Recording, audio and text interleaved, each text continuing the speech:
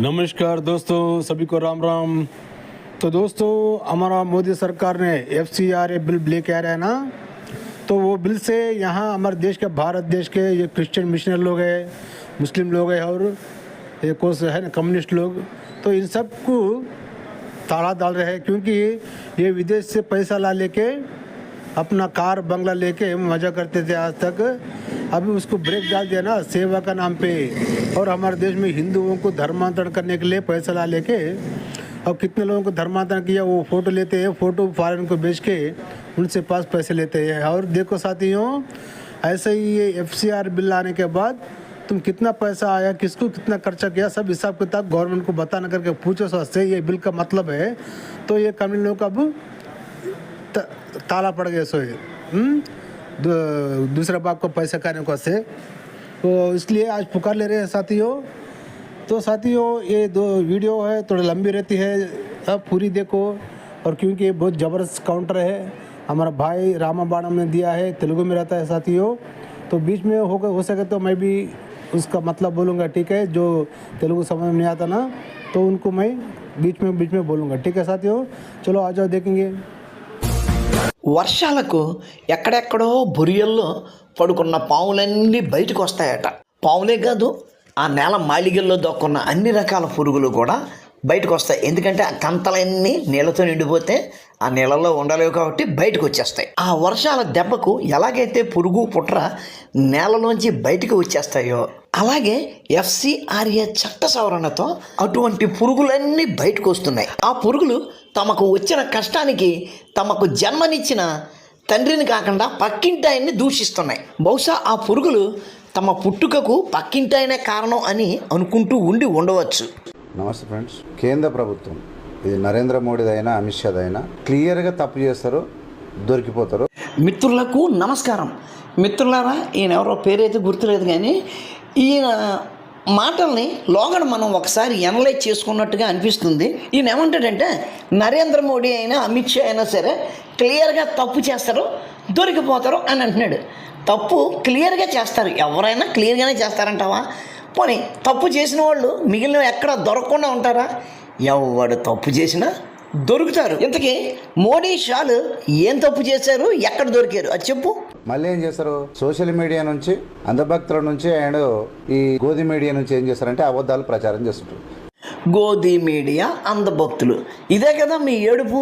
మేము ప్రశ్నించేదానికి జవాబులు చెప్పలేక ఇలా ఏడవండి. కండ్ల ముందు అందరూ చూస్తుంటే కండ్ల ముందు బదుమాషి మాటలకు ఎత్తుకుంటారు, కానీ ఏ ఆధారమూ ఉండదు, రుజువులు చూపించరు, ఏడుపులు తిట్లు. అసలు తూతు అని ఉంచిన వాళ్ళకి ఏమనిపించదు.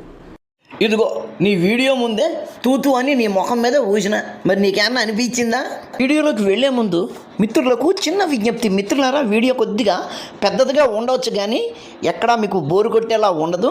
మీకు సరైన ఇన్ఫర్మేషన్ ఇవ్వడానికి ప్రయత్నిస్తున్నాను, కాబట్టి వీడియో పూర్తిగా చూడండి. వీడియో చూస్తూనే ఒక లైక్ కొట్టండి. వీడియో నచ్చినా నచ్చకపోయినా ఆ విషయం తెలియచేస్తూ కామెంట్ పెట్టండి.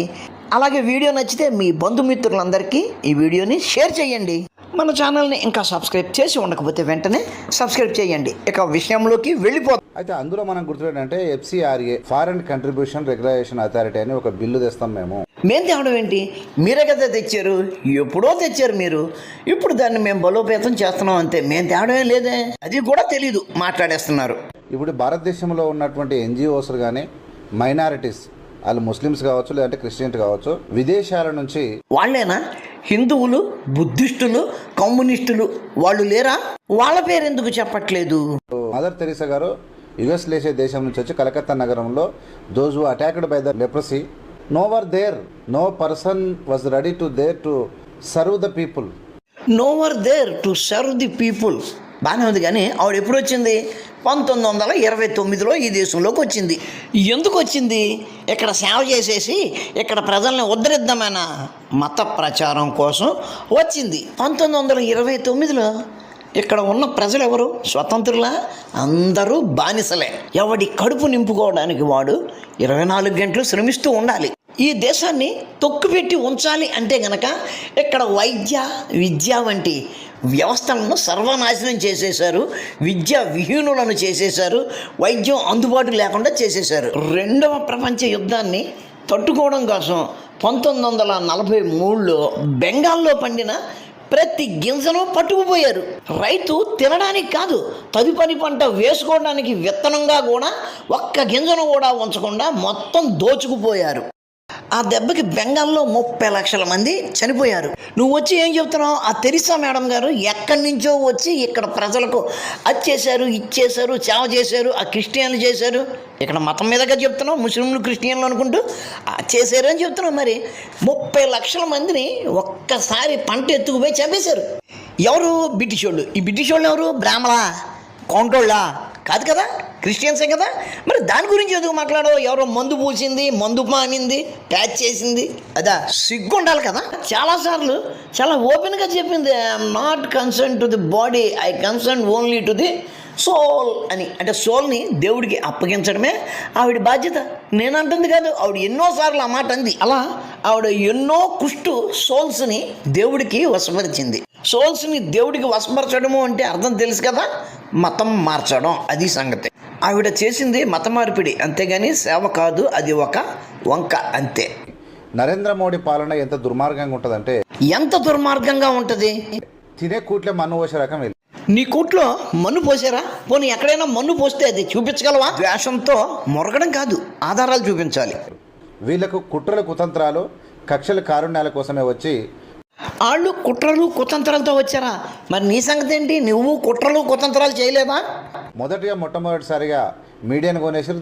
నువ్వు మీడియాయే కదా, నిన్ను కొనేశారు కదా, నీకెంత ఇచ్చారు చెప్పు? దాని తర్వాత నోట్ల బంద్ చేసి నోట్ల బంద్ చేసి ఏం చేసి ఉన్నకాడికి ఇక కట్టలు కట్టి పెట్టుకున్నారు. మాట టాలీ అవ్వట్లేదు. నోట్లు బంద్ చేసి కట్టలు పెట్టు కూర్చున్నారా? ఏం చేసుకుంటారు క్యాన్సిల్ అయిపోయిన కట్టలు? నెక్స్ట్ కాంగ్రెస్ పార్టీని మూలాల నుంచి లేకుండా చేయడానికి ప్రయత్నం చేసి ఒక్కసారి ఆలోచించి చెప్పు. కాంగ్రెస్ పార్టీ తను తాను మూలాలు లేకుండా చేసుకోవాలి అని చూస్తుందా?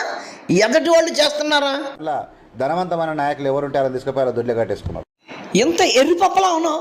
రాజకీయాలంటేనే అవకాశవాదం. ఆడెవడికి తెలిసింది ఇంకో 10 ఏళ్ళ దాకా కాంగ్రెస్ రాదు అని. అందులో ఉంటే బొక్క తప్ప మరేం లేదు.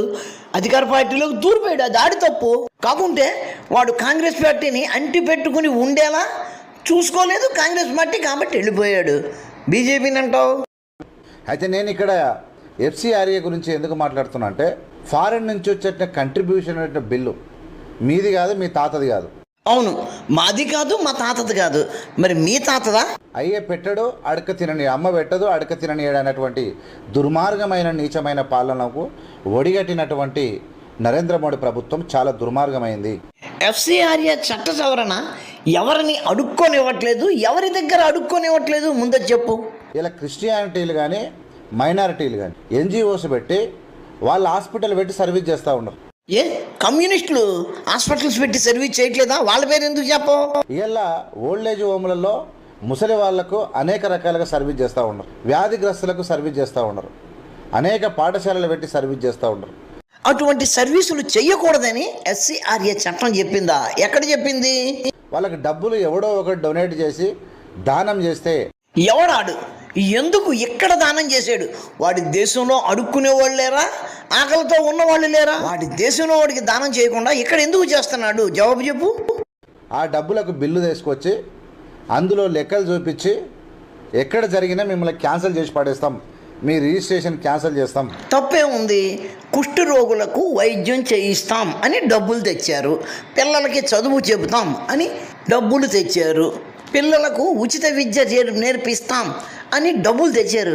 ఆ డబ్బులు వాటికే ఖర్చు పెడుతున్నాము అని లెక్కలు చూపించమన్నారు. తప్పే ఉంది. ముసలి వాళ్లకు ఓల్డ్ ఏజ్ హోమ్లు నిర్వహిస్తాం అని చెప్పి 5 కోట్లు తెచ్చి అందులో 1 కోటి రూపాయలు పెట్టి నేను ఇల్లు కొనుక్కుని, 1 కోటి రూపాయలు పెట్టి కారు కొనుక్కుని, 2 కోట్లు పెట్టి పొలం కొనుక్కుని, మిగిలిన 1 కోటి రూపాయలతో ఒక ఇల్లు కొంతకాలం నడిపి ఆపేస్తే అలాగే మరి తెచ్చిన 5 కోట్లు ఆ ఓల్డ్ ఏజ్ హోమ్కే ఖర్చు పెట్టాలి కదా. ఎందుకు తెచ్చావో దానికే ఖర్చు పెట్టు అనడం నేరమా? భలే ఉందే. మీ ప్రాపర్టీని ఇమ్మీడియట్గా రిజిస్ట్రేషన్ క్యాన్సిల్ చేసి ఏం చేస్తాం, ప్రాపర్టీని మేము ఆధీనంలోకి తీసుకుంటామని చెప్తా ఉండరు. ఎందుకని? వీళ్ళు ఇక్కడ ముసలోళ్ళకి సాయం చేద్దామని పాపం అమెరికా నుంచి, లేకపోతే చైనా నుంచి, లేకపోతే లండన్ నుంచి ఎవరో డబ్బులు పంపించారు. వాళ్ళ ఉద్దేశం ఏంటి, ఇక్కడ ముసలి వారికి ఆ సేవ అందాలని. కానీ నువ్వేం చేస్తున్నావు, ఆ డబ్బులతో బిల్డింగులు కొన్నావు, కార్లు కొన్నావు, పొలాలు కొన్నావు. ముసలి వారికి సేవ చేస్తాను అని చెప్పి తెచ్చిన డబ్బుల్లో ముసలి వాళ్లకు సేవ చేయకుండా